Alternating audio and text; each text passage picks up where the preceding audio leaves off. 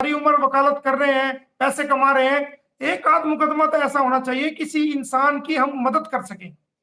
बिल्कुल सही बात है सर, बिल्कुल सही बात है सर। आपको मोमिन सर बहुत बहुत मुबारक हो। अभी मैं देख रहा था आपका लाइव, आपने अभी एक एफिडेविट भी दिखाया। ये तो बिल्कुल ही आपने कहते हैं ना कि चारों खाने चित कर दिया है। अभी ये जो चीज दिखाई है जिस तरह से ये एफिडेविट दिखाया है, जी जी जी जी, ये मैं आपको बता दूं कि एक चीज और बताता हूं मैं आपको।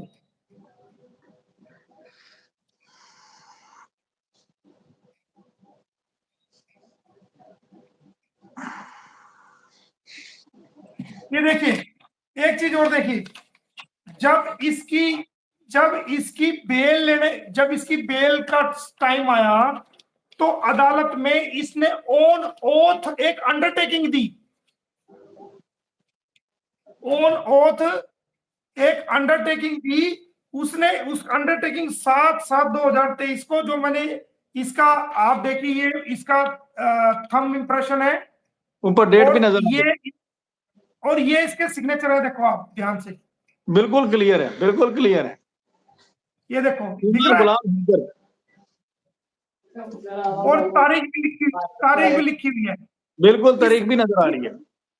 इसके अंदर कोर्ट में इसने अपना बयान दर्ज कराया कि मैं सीमा गुलाम हैदर, पत्नी श्री गुलाम हैदर, रहने वाली हूं रत्तो देरो कर्म कांडी की, और पीएस जैकमाबाद सिंध पाकिस्तान की रहने वाली हूं, और मैं ये अंडरटेकिंग देती हूं कि मैं जांच अधिकारी को बताए बिना भारत को नहीं छोड़ूंगी, और अगर मैं पता चेंज करती हूं तो माननीय न्यायालय को, ऑनरेबल कोर्ट को मैं इन्फॉर्म करूंगी, और मैं फ्यूचर में कोई मैं ऐसा क्राइम नहीं करूंगी। और ये इसके अंदर आप उसके सिग्नेचर हैं और उसका थंब इंप्रेशन है, और ये कह रही है नीचे कि मैं हाल पता नेत्रपाल और सचिन मीना के घर पे रह रही हूं। उसको पति नहीं बता रही, सचिन मीना के घर रह रही हूं। ये सर बहुत बड़ी, जी जी बात करें, जी जी।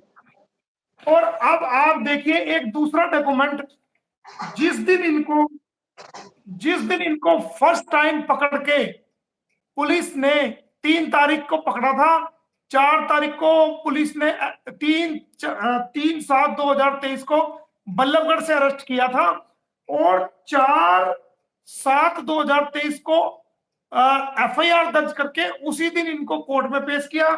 तो जब इनको कोर्ट में पेश किया तो जो रिमांड पुलिस ने मांगा, और रिमांड पेपर पर, रिमांड सीट पर जज साहब ने जो साइन किए, उसमें देखो कि जज साहब को इसने क्या बताया और जज साहब ने क्या ऑर्डर किए, वो सुनो आप।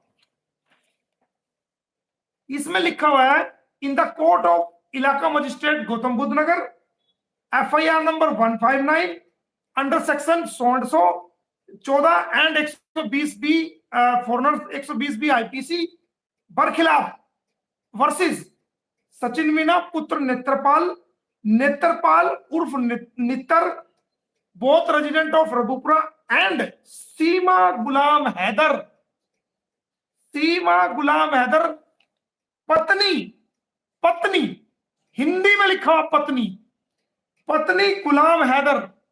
ये देखिए, ये आप हिंदी पढ़ने वाले भाई समझ लेंगे, ये देख सकते हैं, बिल्कुल क्लियर है सर। पत्नी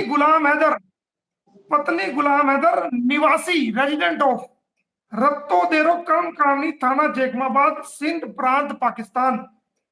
आगे लिखा जज साहब ने, आज दिनांक 4/7/2023 को अभियुक्त थाना रबुपुरा से गिरफ्तार होकर पुलिस कस्टडी में रिमांड रिपोर्ट सीडी एवं माल के साथ कोर्ट के सामने पेश किए गए, और इन्वेस्टिगेशन ऑफिसर द्वारा सेक्शन 34 120 बी एवं सेक्शन 14 की धारा 3, 4 व 5 passport entry to India act 1920 में 14 दिन की रिमांड की प्रार्थना की गई।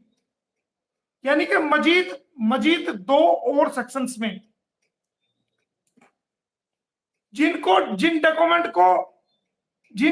को देखा गया आवाज आ रही है? आवाज आ रही है? जी जी आवाज आ रही है सर, मैं सुन रहा हूँ। जी जी। जिन डॉक्यूमेंट्स को देखा गया, चूंकि धारा 34 व धारा 3-4 सेक्शन 3-4-5 पासपोर्ट एक्ट 1920 में कोई पुनिशमेंट का प्रोविजन नहीं है, इसलिए इन धाराओं में रिमांड एक्सेप्ट नहीं किया जाता और किए जाने का कोई कारण नहीं है। अक्यूज्ड सचिन मीना पुत्र नेत्रपाल व नेत्रपाल पुत्र विशंबर द्वारा गिरफ्तारी होने के बाद नोटिस 41A सीआरपीसी, जब किसी को अरेस्ट करते हैं तो अरेस्ट करने से पहले सेक्शन 41A सीआरपीसी का नोटिस देना मस्ट है कि जी आपको हम ये कारण बता रहे हैं और आपको गिरफ्तार किया जाना जरूरी है।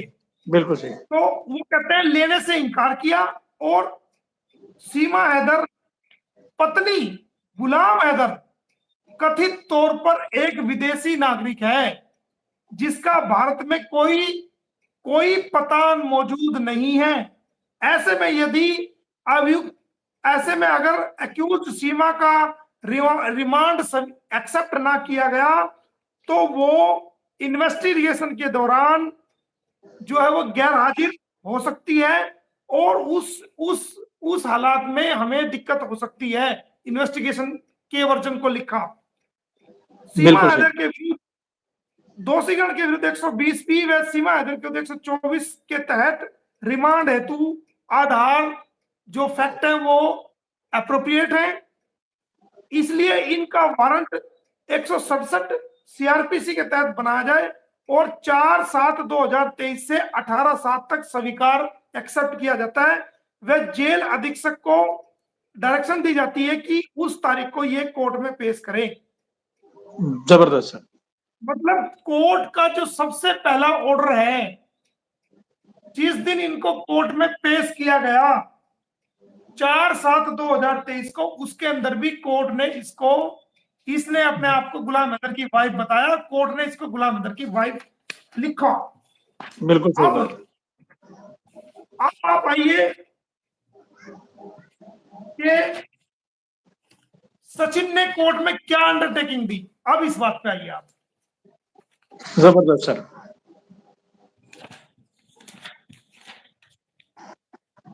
ये आप देखेंगे सचिन मीना पुत्र नेत्रपाल, ये सचिन के कोई साइन नहीं है क्योंकि ये साइन इस पे नहीं किए, सचिन लिखा होता है लेकिन ये नहीं पता ये सचिन ने लिखा है किसी और ने, इसका सचिन का ये अंगूठा है, ये देखिए। बिल्कुल सही बात है। ये जज साहब की मोहर है, ये सचिन का अंगूठा है और ये सचिन किसी और ने लिखा है, क्योंकि अंगूठे के साथ अगर कोई व्यक्ति अनपढ़ है वो साइन नहीं करता और उसका अंगूठा लगा दिया जाता है तो अंगूठे के साथ अंगूठे के साथ नाम लिख दिया जाता है ये फला व्यक्ति का है। बिल्कुल सही बात। हो सकता है इसको साइन करने ना आते हो तो इसलिए इसका अंगूठा लगाया गया हो और ये सचिन लिख दिया। अब इसकी अंडरटेकिंग आप देखिए जनाब, ये कहता है कि सचिन मीना पुत्र नेत्रपाल रघुपुरा का रहने वाला हूं और अंडरटेकिंग देता हूं माननीय न्यायालय में कि मैं इन्वेस्टिगेशन ऑफिसर को बताए बिना भारत नहीं छोड़ूंगा और अगर मैं अपने पते को चेंज करता हूं तो उन हालात में मैं न्यायालय को बताऊंगा और भविष्य में कोई अपराध नहीं करूंगा, फ्यूचर में कोई अपराध नहीं करूंगा। इस अंडरटेकिंग के अंदर कहा कि ये मैं इससे शादीशुदा हूं?